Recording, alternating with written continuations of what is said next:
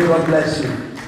Shoko kuna Matthew 1. Yes. Madzitateguru a Jesu Kristu. Lovely. Mazita madzitateguru a Jesu Kristu. Mwanakomana wa Davidi. Mwanakomana wa Abrahama. Abrahama wakabereka Isaka. Isaka akabereka Jakobo. Jakobo akabereka Juda na vanun'una vake. Juda akabereka Farezi na Zara kumkazi wake Tamari. Farezi akabereka Esrom. Esrom akabereka Aram. Aram akabereka Aminadab. Aminadab akabereka Nason. Nason akabereka Salmon. Salmon akabereka Boaz kumkazi wake Rakabi. Boaz akabereka Obed kumkazi wake Ruthi. Obed akabereka Jese. Jese akabereka mambo Davidi. Davidi akabereka Solomon kumkazi wa Uria. Amen. Solomon akabereka Roboamu. Roboamu akabereka Abia. Abia akabereka Asafa. Asafa akabereka Josaphat. Josaphat akabereka Joram. Joram akabereka Ozia. Ozia akabereka Jotam. Jotam akabereka Ahaz. Ahaz akabereka Ezekia. Ezekia akabereka Manase. Manase akabereka Amon. Amon akabereka Josiah.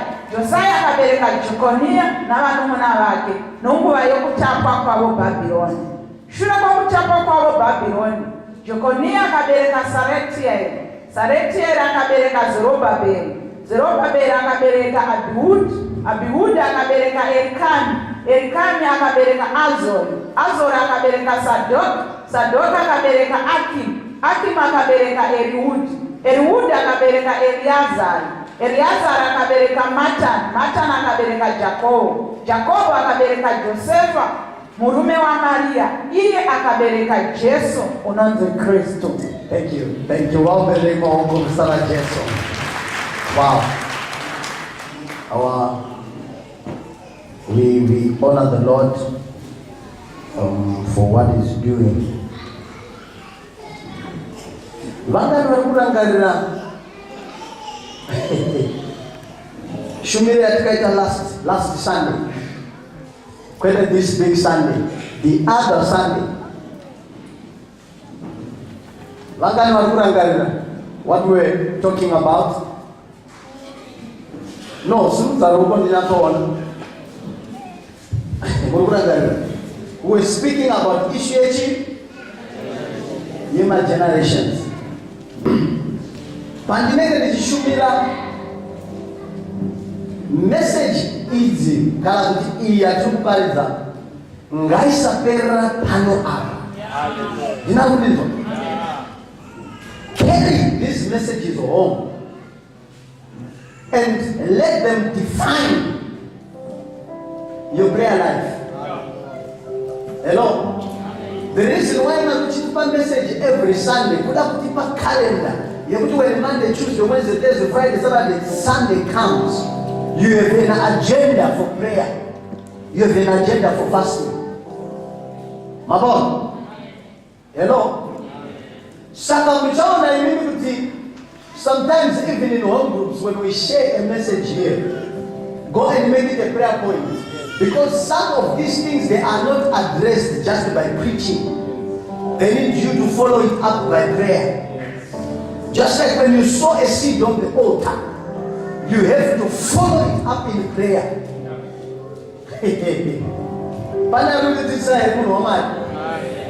Hello? Right. Now we have come to our generations. Aya mchipimbu mchaona kuti Jesu usati wazarwa chapter yakaverenga chapter number 1. Pane imwe chapter isina kunyogwa, Matthew chapter number 1 verse 0. Hello? Matthew verse 1 ndio inataka chida ndio ma generations chichi inataka kutoa mazita. Kana chweka Bible unombo hapa jamba utangira pane nyanya. But nyaya hizi zinakutangira pa verse 1. Pane verse 0 ilipo. Verse 0 inotudi. Mchaona kuti verse 0 inoti Jesu waimane zviprofita zvakanga zvapiwa asati azara. Hello? Munhu wese ari panapa zvaitaura mufundisi mambo neyo yenyika isati yavapo, God already knew you and set you apart as a prophet and ordained you to be who you are today. Zvaroti pakapenda pavhesi 1 pachura Adamu, Mwari wakangaona Jesu kudhara. Hello. Saka magenerations ari kuterera. David ukazara Solomon ukazara Aminadab ukazara Nengi ukazodai kusvika tasvika kuna Joseph kana kuna Mary. But ndinoda kuona kuti Jesu divine agenda yake panyika kuponesa vanhu. Hello. Generation yakuzvarwa kana kutumburwa igeneration ine murume anonzi Joseph paground kana kuti Mary. Life ameno zvainoita kuti Mary wacho na Joseph vasarudzwa nemimba iri divine, havana mari varombo. Hello. Zvonditaurira kuti unoona kuti kugona kwaMwari kana kuti uchenjeri hwaMwari hakuna bofu rinozvara mwana asingaoni.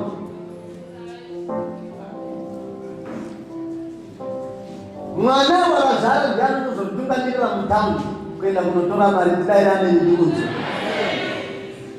Ndinochenjere bani.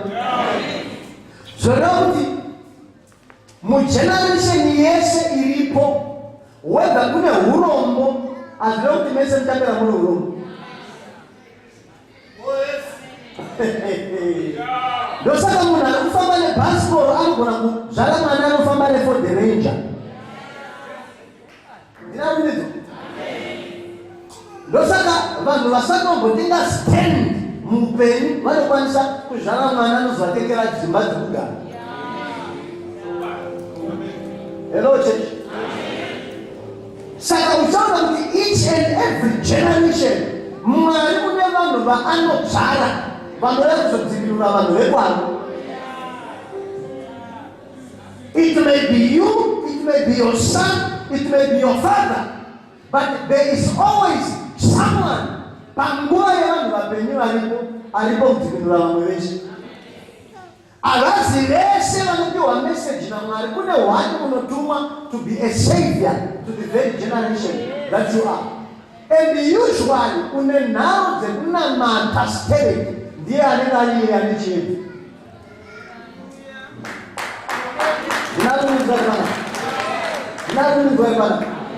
So sometimes kuti iwewe ndiwakatanga kunamata is not a problem.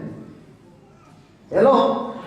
Sometimes kuti iwewe ndiwe wakatanga kuziva Mwari is actually an indication yekuti chipengenutsa vamwe vauye kuchiedza.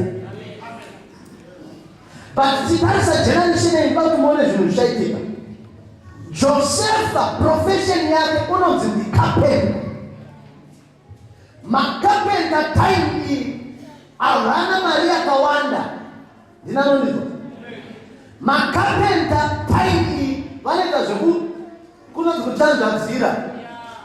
Ndaishe kana mukoma reason wanzati kuZimbabwe soka. Mari ngatibatsire. Vaitaridza pafoni vakatora picture yeharugwa. Ndenanzi harugwa pana. Dzikutengeswa $4 for chi? $1 for 2. Aiwa kune 1 2 cards. Yes. Nhamo yasvika pakuti vanhu vakuita kutaimira harugwa. Wozisa makapa ari $200 for 2.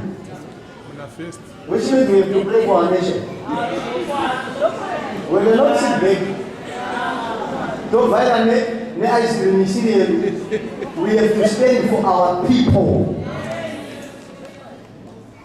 Because one way or the other we are affected. We have to pray for our nation. It is our home. Hello? Yes. We have to stand for our nation.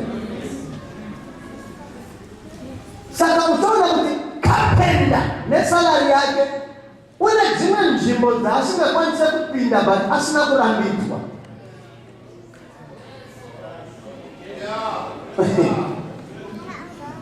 zvoda kuti upenyu mari yauinayo yoga ichakupendera pekupinda nekuperusa pindu. Kune mamwe mashopu ekuti wega ukaenda mutaundi kuti unoshopa, ndikakuterera mutaundi uzaita ndikutsvage mufoshini, handikutsvage munhengi, handikutsvage munhengi, ndinokuwana mupick and pay.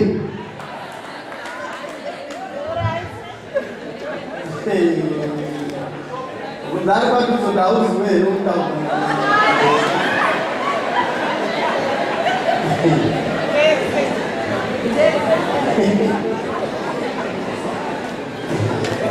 Mamwana chikafu chaicho chachikafu zvikanzi vapinda mutaundi kunodya, ndine nzvimbo dzandinoziva kuti ndikaenda kuspeya hako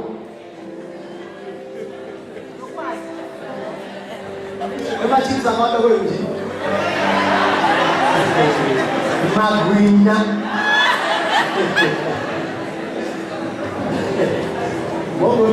tengeswa magwinya ndinapanda zikaiti. I love magwinya. Kubotswana avanozoda ma-addicted to magwinya. Yakusele shangu inzvimbo yakahiya.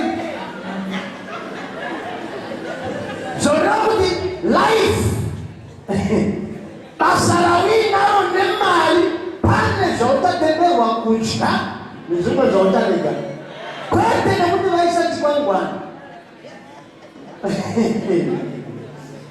Munomboziva here kuti Stellenbosch yandiri kutaura here ndaikuti vamwe musikana anogara kunoku muXhosa achiti initially vachena vakutogadzira Stellenbosch vachiti hakuna muboy ever uchakona imba kuStellenbosch. Saka chavanoita manje vanoti makasununguka sarai vobva vakwidza price yedzimba, vanoziva kuti haui. Unomatarisa sokuti mari 2 rooms mari zvozi 10,000 kuti handui. Hello, mapatsanogwa mega kudhara nemari. Chero izvezvi tiri pano tikati toda kunotenga mota hapana rumbofunga kuenda kuMercedes pano garaji renere kuti dzinenge dzakadisplayiwa kunge pacha hakuna nenda iko dzinoenda pagamu chii.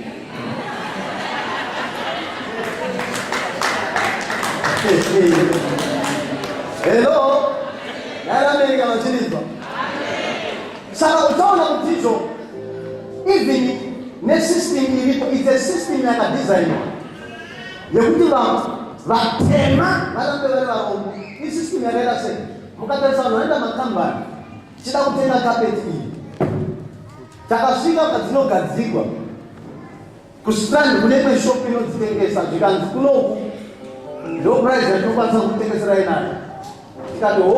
Tikati ndikati no, kapeti iyi hakuziriko kunoku ainogadzirwa. This is a small shop. Let's go to the factory. There is cheaper. Ndikabva kanzi tokupai adrese kufactory. Chisvika kufactory tikati ayo isusu tine vanhu vatinotengesera vane makambani avo. Saka tikatengesera maindividual tauraya kambani. Ukanyatsokuzvibata zvine musoro zvine sense, but wafunga kuti mabhoyi ane makambani mangani? Hapana. Kana vainawo ine level inonzi level 4. If the company in South Africa ya black kusina murungu 1 pakambani inokuwa level inonzi level 4. Vanobva vatoneva kuti turnover yenyu kana pagore inogona maximum kana maybe mafarisa inogona kusvika 10 million asi haidariki. Inotokuwa level inonzi level 4 yemavhoyi. Vanozva tinovhara 3 years or 5 years pamberi papa. Hello, but dzavari kuti kambani dzatinotengesera idzi vari kupanana mari vega.